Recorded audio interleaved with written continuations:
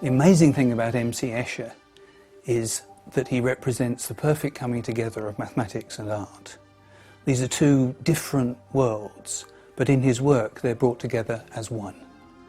Born in the Netherlands in 1898, Maurits Cornelius Escher had no formal training in mathematics. He began his professional life as a graphic artist, making woodcuts and lithographs. As a young man, while visiting the Alhambra in Spain, he became fascinated by the geometric decoration of the Moorish tiles. It would be a defining moment for Escher as an artist.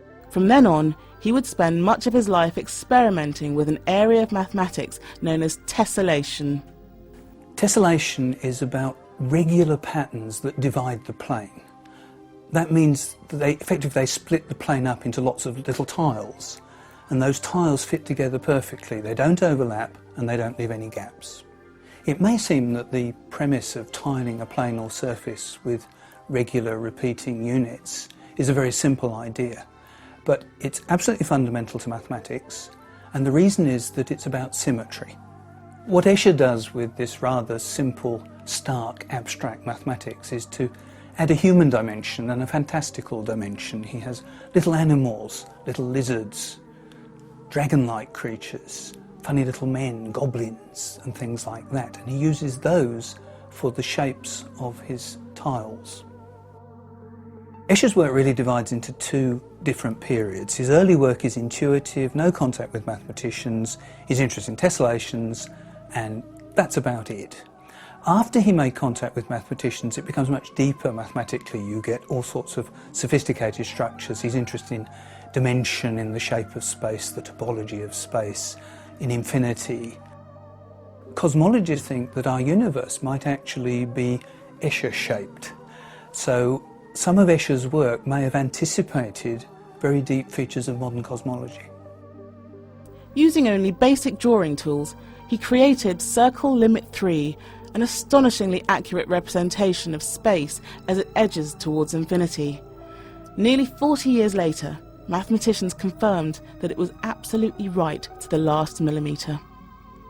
Escher was excited by the work of mathematicians such as Roger Penrose, who created the impossible triangle. He was also fascinated by the unusual properties of the Mobius strip, an object that appears to have only one side. What's fascinating about visual illusions to everybody is that they show us that we don't just perceive the world as it is. Our brains actually interpret what they perceive and make assumptions about what they're seeing.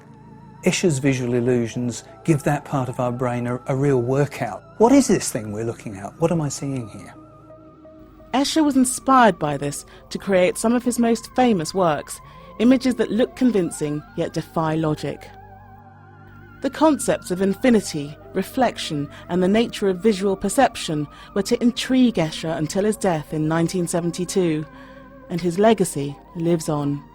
If you wander around university mathematics departments, you will find Escher pictures all over the place. You'll even find them in the textbooks, because they really do talk to mathematicians. And from today's perspective, I think mathematicians understand much more clearly what it was Escher was trying to do, to the extent we can actually write down formulas for some of the things that he does, and we can investigate what mathematical ideas lie behind them. Mathematicians know their subject's beautiful. Escher shows us that it's beautiful.